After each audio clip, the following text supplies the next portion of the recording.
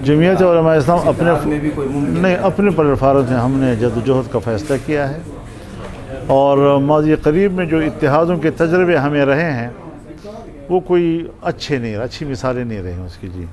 तो अब मज़ीद ना हम किसी को शर्मिंदा करना चाहते हैं ना खुद शर्मिंदा होना चाहते हैं जी। और बाकी रहा अपोजिशन का किरदार, हम अपोजिशन की दूसरी जमातों से मिलकर मुश्तरका अपोजिशन का किरदार अदा करने को तैयार। वो पार्लियामेंट के अंदर भी हो सकता है, वो किसी इशू टू इशू चल सकता है, तो उस पर हमारा कोई इनकार नहीं है। लेकिन ये कि जमात जो है वो हम अपने तौर पर इंशाअल्लाह काफ़ी हैं। अभी तो हज़रत सिर्फ जो ख़राबियाँ हैं वही सामने आती रहेंगी, कुछ अरसा इस पर गुजारना पड़ेगा क्योंकि बड़ा हाथ डाला है उन्होंने और इस्टेब्लिशमेंट ने अपने जो मसाइल हैं, उनके दाखिली मामलात हैं, उनको संजीदगी के साथ अभी जाकर लिया है उन्होंने, या शायद अभी इस काबिल हो गए होंगे कि अभी वो इसका नोटिस ले सकते हैं। तो ज़ाहिर है कि उसमें हम तो फ़रीक नहीं हैं, बहुत से मामलात उनके अपने हैं और हुकूमत तो हमारी इन असम्बलियों की। मैं एक बात बड़ी वजाहत के साथ कर देना चाहता हूँ जी कि 18 के बाद आपकी जो असम्बलियाँ हैं जो अवामी नुमाइंदगी के नाम से पुकारी जाती हैं वो अपनी अहमियत खो बैठी है और इस सियासत में जमहूरियत अपना मुकदमा हार रहा है। तो ये तो मैं पार्लियामेंट में भी कह चुका हूँ, बाहर भी मैं कहता हूँ कि अगर इस तरह के नतायज आएंगे जिस तरह के नतायज हमने इस इलेक्शन में भी देखे और 18 में भी देखे कि जो भी एस्टेब्लिशमेंट या फ़ौज का सरबराह होगा उसके मंशा के मुताबिक जो है नतायज आने होंगे, तो ये तो फिर जमहूरियत ना हुई, ये तो फिर एक आमिराना जो अंदाज़ होता है दुनिया में जमहूरियतों का भी होता है, वो भी अपने आप को जमहूरियत वाले कहते हैं, लेकिन आमिराना अंदाज़ होता है उसका। कर्नल क़ज़ाफ़ी भी जमहूरियत की बात करता था, सद्दाम हुसैन भी जमहूरियत की बात करता था, बशार भी जमहूरियत की बात करता है, लेकिन अब बाहर वो नहीं है उस तरह की जमहूरियत। अब इंडिया में क्यों सवाल पैदा नहीं होता कि धांधली हो गई, वहाँ क्यों ये सवाल नहीं पैदा होता जी? अमेरिका में क्यों ये सवाल पैदा नहीं होता जी? बरतानिया में क्यों ये सवाल पैदा नहीं होता? और हमारे यहाँ क्यों ये सवाल पैदा होता है जी कि हर इलेक्शन मुतनाज़ हो जाता है और उसके नतायज कोई तस्लीम नहीं करता जी? अब तो मैं तो यहाँ तक कह चुका हूँ और मैं अपनी बात पर कायम हूँ कि बाकायदा असम्बलियाँ जो हैं वो ख़रीदी गई हैं जी। तो इस तरीके से कौन सियासत करेगा जी? जहाँ सिर्फ पैसा ही ईमान बन जाए, पैसा ही सियासत बन जाए, नज़रियात की कोई हैसियत ना हो, आवाम की राय की कोई अहमियत ना हो, तो ज़ाहिर है कि फिर ये सियासत तो नाकाम हो गई। इसलिए मैं कहता हूँ कि अब अवामी असम्बलियाँ जो सड़कों पर अवामी क़ुव्वत को इकट्ठा करना, ये है असल में वो जो अहमियत रखेगी और आने वाले हालात में इसी की अहमियत होगी कि आपके पास स्ट्रीट पावर क्या है। अगर आपके मुल्क में अदम इस्तेहकाम है सियासी तौर पर तो मईशत पर तो असरानंदाज होगा, माशरती इस्तेहकाम को उसके साथ आएगा, बल्कि स्टेट गैर मुस्तहकम हो जाता है जी।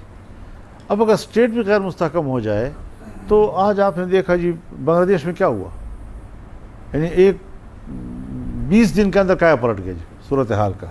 वजह ये थी कि वो जो मैंडेट था वो एक गुब्बारा था, बस हवा थी, जो ही उसमें सुई चुभी हवा खारिज। तो यहाँ पर भी सूरत हाल इस तरफ क्यों जा रही है? तो हम तो अपने तौर पर उस हालत में नहीं जाना चाहते, उसको कंट्रोल करना चाहते हैं। और अभी भी मैं सोचता हूँ कि अगर ये लोग आने वाले मुस्तक़बिल में ऐसी ज़मानतें फ़राहम कर लें कि वो मुदाखलत नहीं करेंगे और हम अपना वोट आज़ादी से इस्तेमाल करेगा, मुझे अपनी शिकस्त पर कोई एतराज़ नहीं होगा। अगर मुझे डेरा का अवाम वोट नहीं देता और मैं उनका नुमाइंदा नहीं बन सकता तो उनका हक़ है, लेकिन अगर मैं उनका नुमाइंदा हूँ और नतीजा कुछ और आता है तो फिर क्या करेंगे? तो ये चीज़ है काबिल एतराज़। हमें पूरे मुल्क के नताइज पर एतराज़ है, सिर्फ पंजाब और सिंध के नताइज पर नहीं, बलूचिस्तान के नताइज पर भी और KB के नताइज पर भी। जमीयत का अलग मौक़िफ़ है तो इसी तरह मुख्तलिफ है। तो अगर इस पर वो आते हैं सारे तो आएँ, बिस्मिल्लाह करें, हम बातचीत करने के लिए भी तैयार हैं। और हम आप कहते हैं कि इस हुकूमत से बात करो, इसके बाद इख्तियार क्या है? मैंने तो कभी इनकार नहीं किया। शहबाज शरीफ साहब आते हैं, एक दफ़ा आए, दूसरी दफ़ा आए, तीसरी दफ़ा आए, मेरा नवाज शरीफ साहब आए, जो भी आता है मैं तो अपने घर में उनका इस्तकबाल करता हूँ, उसकी इज़्ज़त देता हूँ। लेकिन उनके पास है क्या, उनके पल्ले क्या है? जो मेरा एतराज़ है और जिसमें मैं फ़रीक हूँ उसका वो मुझे क्या जवाब दे रहे हैं?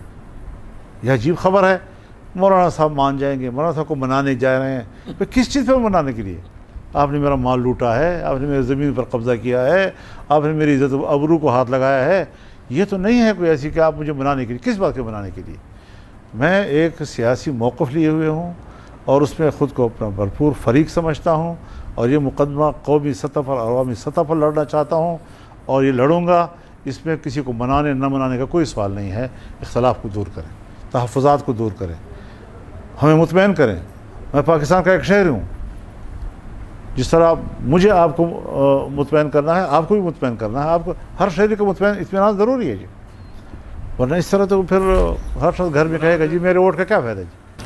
حضرت آپ کا بجٹ یہ کیا ہے IMF تیار کرتا ہے۔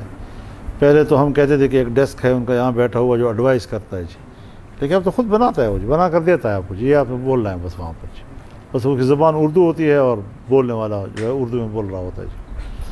اور جب ہماری معیشت ان کے قبضے میں ایسی چلی گئی ہے کہ ایک زمانہ وہ تھا جب ان کی شرائط تسلیم کرنے سے پاکستان نے انکار کر دیا اور وہ گھٹن میں آ کر بیٹھ گئے کہ ہمارے پاس اپنے وسائل ہیں، ہم اپنے خود بنا سکتے ہیں جی۔ آج ہمارے گردن سے وہ ہمیں پکڑتے ہیں، سانس نہیں لینے دے رہے جی، ہم کوئی اپنا فیصلہ خود نہیں کر سکتے جی۔